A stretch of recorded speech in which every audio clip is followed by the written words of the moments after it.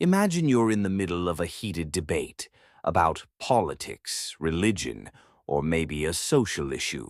You feel strongly about your side, and every time someone speaks, you only really hear what supports your belief. Anything that contradicts it, you dismiss it.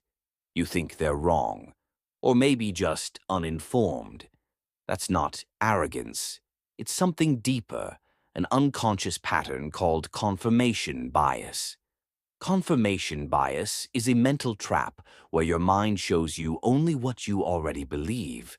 It's like a lens that filters reality, not to show you the truth, but to show you what feels safe, familiar, correct. Say someone believes eating outside food is always unhealthy. Whenever they search online, they'll focus on articles linking street food to disease or junk food to heart attacks. They'll say, "See, I was right."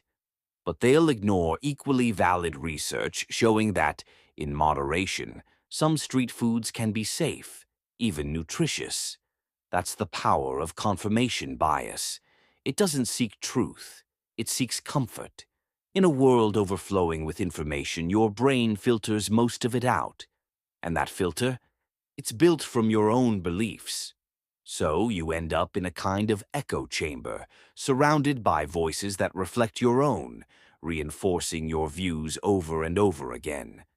Now, think about what happens when this mindset dominates sensitive issues like religion, politics, or social justice.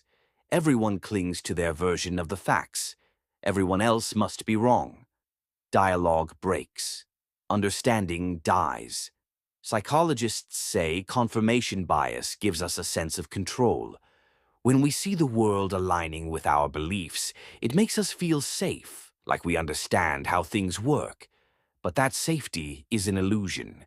It locks doors instead of opening them. It can cause poor decisions, strain relationships, and harden worldviews. And worst of all, it convinces us that our version of reality is the only truth. But history shows otherwise. Galileo questioned ancient astronomy and found a new cosmos. Darwin challenged traditional creation stories and gave us evolution. Every major shift, every breakthrough, begins with someone daring to doubt their beliefs. So, how do you escape this mental trap? First, learn to listen, especially to those who disagree with you. Second, challenge your own arguments. Debate yourself. Ask, what if I'm wrong? Third, broaden your sources. Don't feed your mind with one flavor of content, and always ask, am I searching for truth, or just for something that makes me feel right? Because confirmation bias is a mirror. It shows you the version of yourself you want to see. But growth begins when you look beyond the mirror, out the window, into a world where truth might not always match your belief. Now let's talk about another mental shortcut, availability heuristic. You're casually chatting with someone. Suddenly they mention seeing a terrible car accident last week. You instantly feel like roads have become dangerous, as if crashes are now happening all the time. But is that actually true? Availability heuristic is a cognitive bias where we judge how common something is based on how easily we remember examples of it. The more vivid or recent the memory, the more likely we think it is, even if it's rare. That's why people often fear flying more than driving, even though flying is statistically safer. We see road accidents regularly. Plane crashes? Rarely. But when they do happen, they dominate the news and stick in our minds. Our brains are wired to pay attention to stories that are recent, emotional, or dramatic. But those don't necessarily reflect reality. Imagine hearing 3 people in a week say they lost their jobs. You might start to believe the economy is crashing or layoffs are skyrocketing. But maybe you only heard those 3 stories. The rest of the data, the people who kept their jobs, didn't enter your awareness. Availability bias narrows our vision. It shrinks our thinking into a small circle of experiences. Even one short, emotional memory, like seeing a snake in a park, can reshape your perception of parks forever. Now every bush could be hiding danger. And this bias doesn't just affect fear. It shapes decisions across the board, from what we buy to who we trust to how we vote. So how do we deal with it? First, remember that your experience is not the full picture. It's a piece of the puzzle, not the whole image. Second, ask, is this example the norm or just an exception? Third, before forming conclusions, seek broader data. Don't let one incident define your entire worldview. Availability heuristic feels like intuition, but it's often distortion. Learn to see it, and you'll make decisions with clarity, not emotion. Hindsight bias. Ever thought, I knew this was going to happen? You're not alone. Most of us feel that way after something occurs. That's hindsight bias. The illusion that past events were predictable, even when they weren't. Say your favorite team loses a match and you say, I knew they'd lose. But did you say it before the game started? Probably not. This bias comes from the brain's need for order. After an event, we connect dots and make a story. That story makes it feel like we always saw it coming, even if we didn't. The danger? It tricks us into believing the future is more predictable than it is. It kills curiosity. It shuts down learning. If we always think we knew it, we stop analyzing what went wrong or what could have gone differently. In experiments, participants told the outcome of an event believed it was obvious all along, even though it wasn't before. In courts, hindsight bias can cloud fairness. A jury, knowing the result, assumes the accused should have seen it too, even if they couldn't. This bias also makes us judge others harshly. They should have known better, we say. But would we have known? Likely not. So how do we beat hindsight bias? Acknowledge that outcomes always feel clearer after the fact. Before making decisions, record your thoughts, then revisit them later to compare. When judging others, remember, they didn't have the benefit of your hindsight. It's humbling, but it makes us wiser. Representativeness. Heuristic. Imagine a guy named Rohit, quiet, wears glasses, loves books, spends time in libraries. Now ask yourself, is he more likely to be a librarian or a farmer?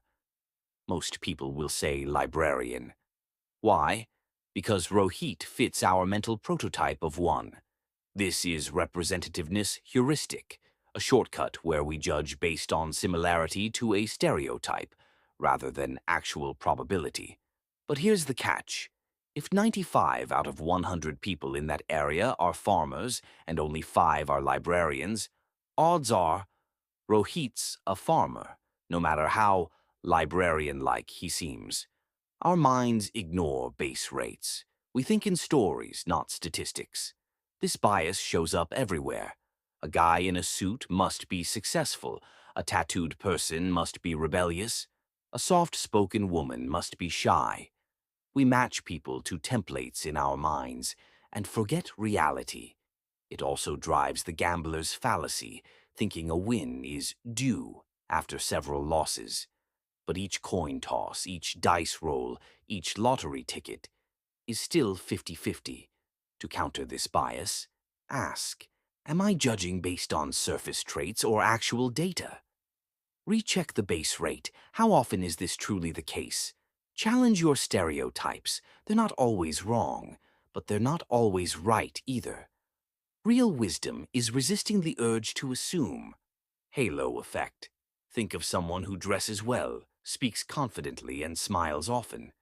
You instantly think, smart, hardworking, kind. But wait, do you really know that? Or did one good trait cast a positive glow on everything else? That's the halo effect, when one quality colors our entire judgment.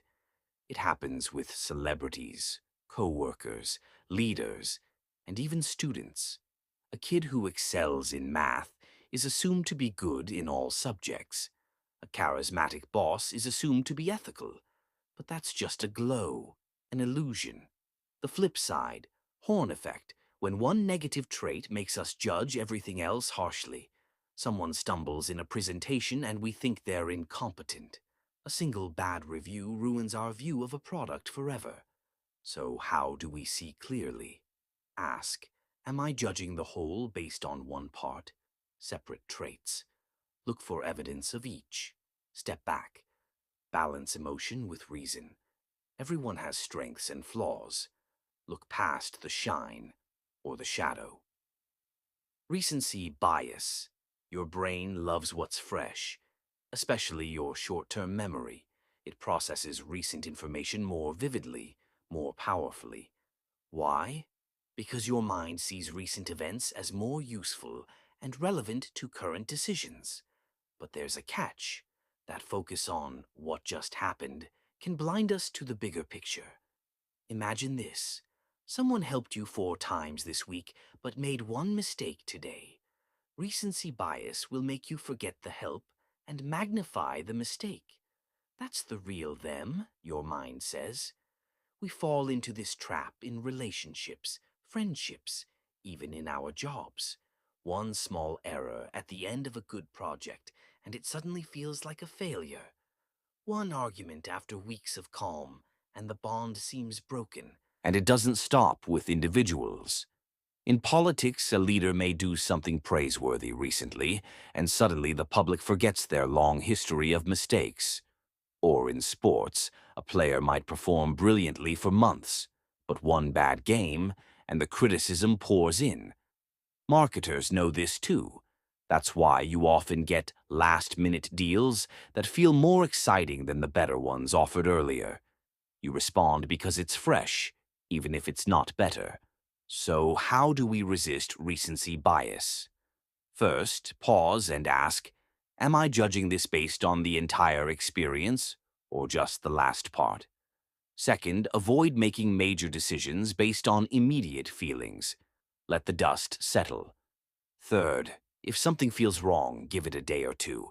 Then ask yourself again, was it really all bad, or am I just caught in the most recent moment? Recency bias reminds us that memory is like a camera lens. It can blur everything but the last frame. But with awareness, we can wipe that lens clean and see the full story, because the journey matters more than just how it ends. Primacy effect. Now, imagine meeting someone for the first time. They smile warmly, speak with confidence, remember your name. Even if they make mistakes later, you think, this person is amazing. Why? Because that powerful first impression rewired your brain. You began viewing everything else through that lens. This is the primacy effect, the tendency to give the most weight to the very first information we receive, even when what follows may be more accurate. Your brain doesn't just remember first impressions, it lets them shape the whole experience. In a famous study, people were given 2 lists. One started with positive traits, the other with negative ones. Even though both lists had the same words, just rearranged, the group that saw positives first rated the subject more favorably. It works with speeches, books, conversations, you name it. Whatever comes first stays longest. Think about job interviews. Those first 5 minutes can decide everything. If you start strong, small mistakes later are often forgiven. In school, if a teacher is strict on day 1, students may carry that impression all year, no matter how kind the teacher actually is later. Primacy creates a filter. Once it's in place, we don't just remember the first image, we view everything else through it. Ever heard someone say, I could tell in the first meeting? That's primacy talking, not always truthfully. This effect influences media too. If a commercial grabs your heart in the first 5 seconds, you're more likely to overlook the rest. If a book's opening chapter is compelling, you'll read on, even if the middle drags. So, is primacy bias a flaw or just a human habit? It's both. It's a helpful shortcut, your mind trying to make sense of a complex world quickly. But when left unchecked, it can trap you in early impressions. So how do we handle it? When meeting someone new, ask yourself later, Am I judging based on the first few minutes or the whole interaction? When reading a book, forming an opinion, or watching something, pause halfway and reflect. Would I feel the same if it had started differently? And when presenting yourself, whether it's a speech, a job interview, or a first date, remember, how you begin matters. Make it honest, grounded, and sincere. First impressions do last, but also allow others to grow beyond their beginnings. Because while the start matters, a person is more than their opening scene.